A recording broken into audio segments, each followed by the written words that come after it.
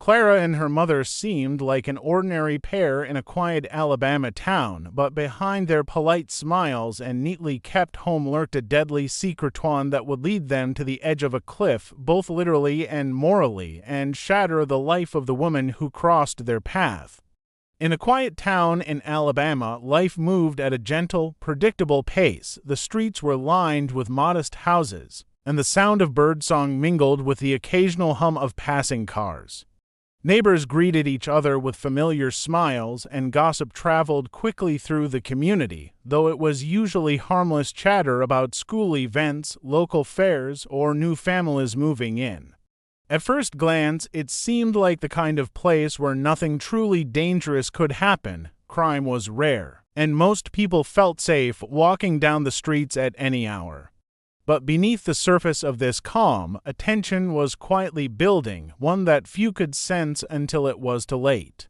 Clara lived with her mother in one of the older homes on the outskirts of town.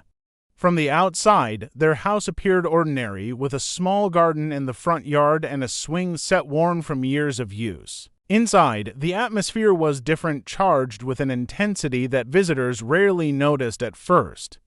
Clara was known in town for her gentle demeanor, her polite smile, and her willingness to help others. People assumed she was shy, maybe even timid, the kind of person who would avoid conflict whenever possible. Her mother, however, was a force to be reckoned with, outwardly charming and friendly. She had a sharp edge and a quick temper that she kept carefully hidden from most of the world. She had a way of getting what she wanted without raising suspicion, and many neighbors admired her for her assertiveness, unaware of the underlying tension she carried. Claire's loyalty to her mother was unwavering. She had grown up learning to put her mother's wishes above her own, to prioritize her mother's opinions and desires even when they conflicted with her own feelings. It was a dynamic that shaped her every decision, from small choices in daily life to larger, more significant ones. People in town assumed Clara's life was ordinary, perhaps even uneventful, but that assumption hit a simmering storm. There was another woman in the community, a newcomer with an energy that clashed sharply with Clara's mother. She had returned to town after years away and immediately drew attention, not always for reasons that were positive. The rivalry began subtly, almost imperceptibly. Small slights, whispered insults, and pointed remarks escalated quietly, feeding a growing animosity. Most residents saw only fragments of these interactions, never realizing how deeply personal the tension had become. Clara observed everything silently, her sense of loyalty pulling her in one direction while her growing unease tugged in another. The disputes between her mother and this rival were like a low-burning fire, quiet but capable of flaring up violently with the right spark. Even in the seemingly calm streets of Alabama, where everyone claimed to know everyone else, secrets festered. Clara understood this better than most. She had watched arguments end in cold silences, threats disguised as jokes, and a subtle escalation that hinted at something far darker than anyone suspected.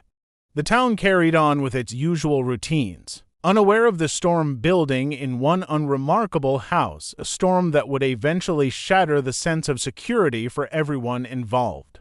In the midst of ordinary life, a dangerous tension was quietly growing, waiting for the moment it could no longer be contained. When Marissa returned to town, she brought with her a presence that immediately unsettled the delicate balance Clara and her mother had maintained for years. She had grown up here but had spent decades away, and now she returned with confidence, a sharp tongue, and a way of asserting herself that drew both admiration and envy. At first, her interactions with Clara's mother seemed innocuous, polite even, but it didn't take long for tension to surface. The two women clashed over small things at first: who should chair the town's charity event, whose landscaping looked better, whose opinion carried more weight in community matters. To outsiders, these disputes may have seemed trivial, almost petty, but for Clara and her mother, each encounter carried a deeper, more personal sting. The rivalry grew slowly, like a storm brewing on the horizon. Claire's mother, who had always prided herself on being in control, found herself increasingly frustrated by Maris's audacity. Every visit, every chance meeting on the street became a test of patience, a subtle battle of dominance. Clara noticed the way her mother's eyes hardened when Marissa entered the room, the quiet clenching of her jaw, the way she would strategize, even over the smallest slight. It wasn't just about pride or reputation, it was about power, influence, and the fear of losing control. Clara felt the tension like a constant hum in the air, something she could never fully escape, something that made her chest tighten every time she saw Marissa. Neighbors whispered about the feud, though most of them only saw fragments. One might notice a curt wave, another a dismissive remark at the grocery store, but no one could see the underlying intensity, the psychological pressure building in the background. Clara's mother had learned to mask her anger with charm, and Marissa had developed a knack for provoking without appearing overtly hostile.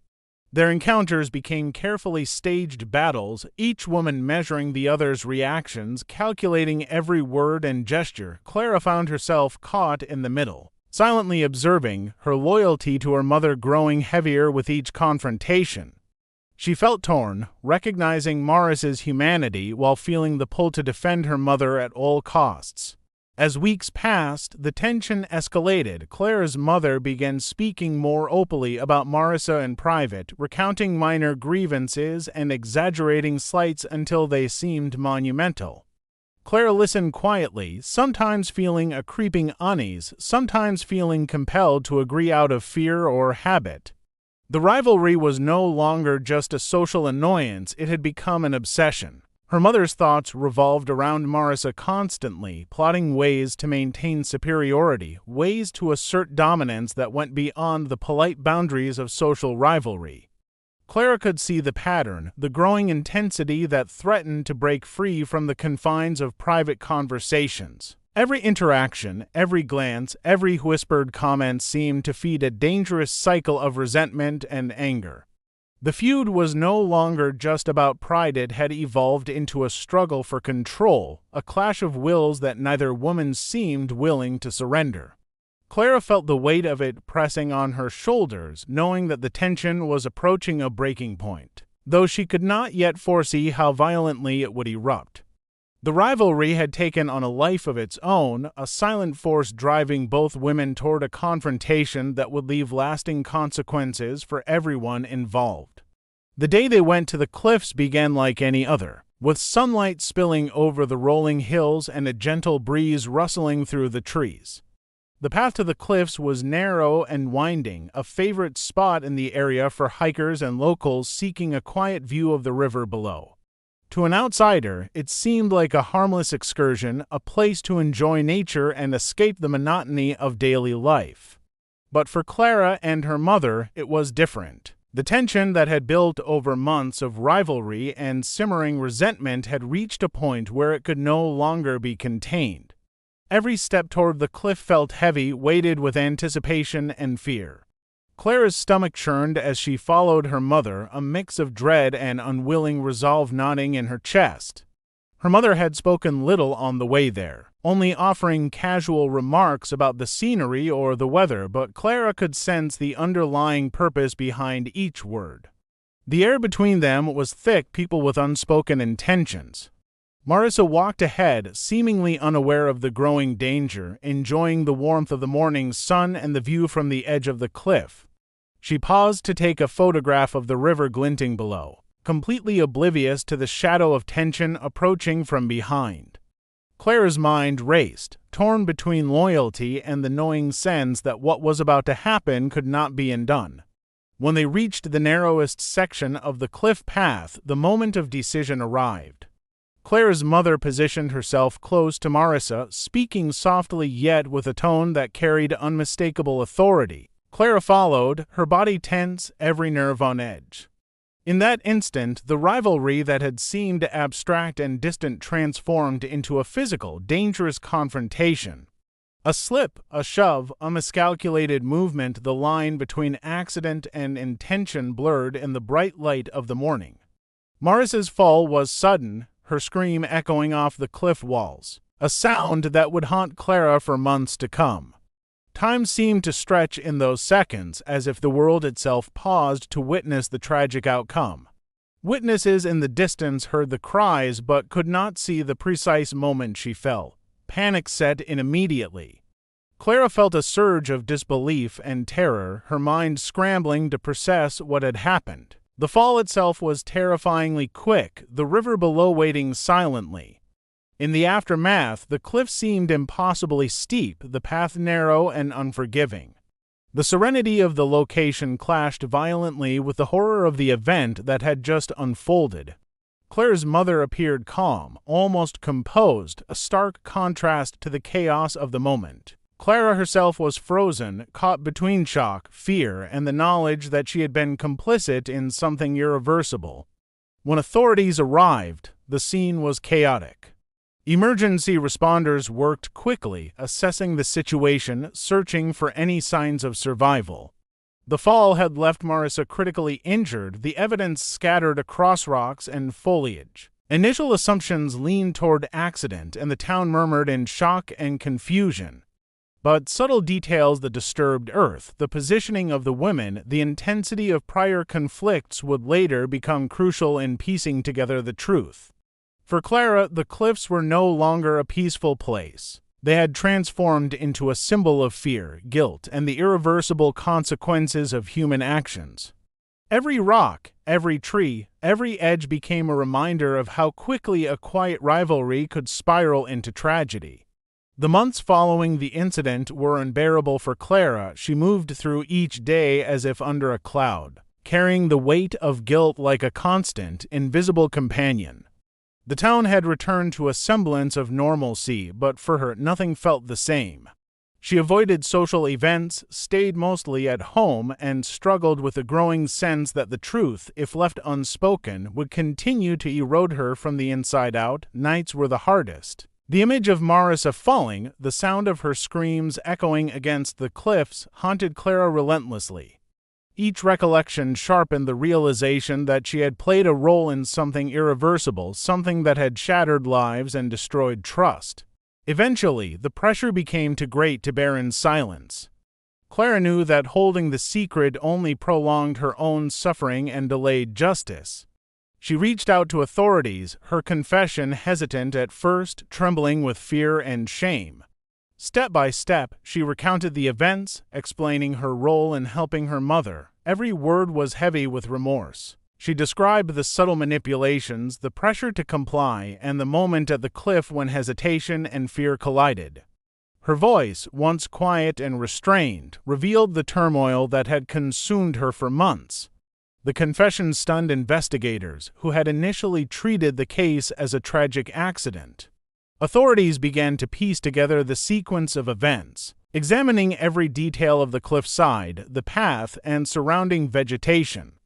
Footprints and disturbed soil suggested more than a simple slip, and careful analysis of the slope and positioning made it clear that someone had interfered with Marissa's path. Investigators interviewed neighbors, friends, and anyone who might have noticed tensions in the weeks leading up to the fall. Each account painted a picture of growing animosity, subtle threats, and mounting obsession. What had seemed like minor disagreements now appeared as part of a dangerous chain of events leading to a moment of irreversible action. Clara's mother was arrested shortly after the confession. The community was thrown into shock. People who had known the family for years struggled to reconcile the image of a polite, charming woman with the reality of her actions. Rumors spread quickly, fueled by disbelief and the desire to understand how such a tragedy could have unfolded in their quiet town. Clara's confession became the key piece of evidence, revealing a story that had been hidden beneath layers of civility and small-town appearances. For the first time, the full extent of the rivalry, the obsession, and the dangerous loyalty was exposed. As the legal process unfolded, Clara faced both public scrutiny and private reflection.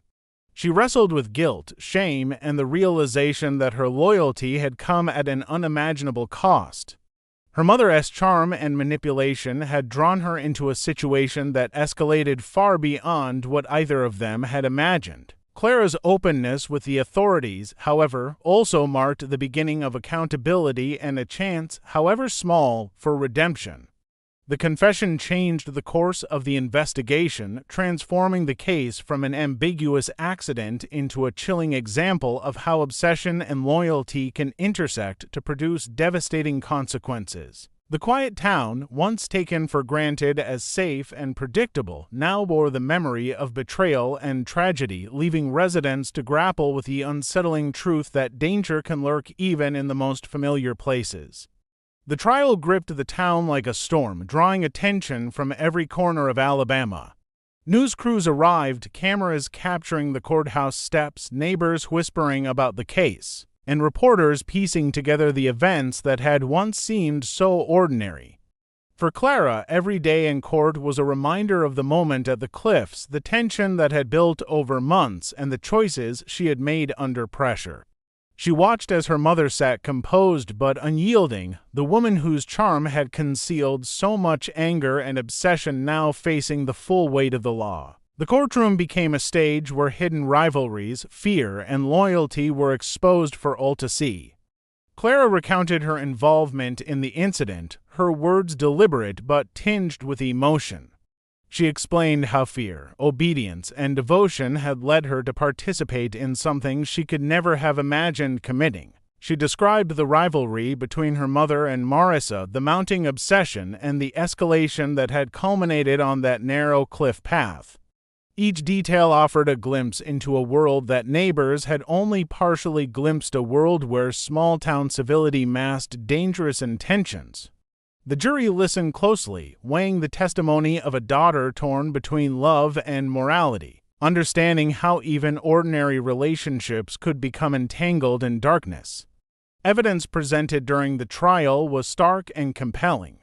Investigators detailed the disturbed vegetation on the cliff path, the footprints that suggested more than an accidental fall, and the inconsistencies in initial accounts. Medical experts spoke about the injuries sustained during the fall, confirming that the circumstances were inconsistent with a simple accident. Witnesses described the tension they had observed between the two women over the years, painting a picture of rivalry that had grown increasingly toxic. Each piece of evidence added layers to the narrative, transforming what had once seemed like a tragic accident into a deliberate act, and clarifying the roles that Clara and her mother had played in the chain of events. Throughout the proceedings, the town grappled with shock and disbelief. Neighbors who had once admired Clara as mother now struggled to reconcile that image with the reality revealed in court.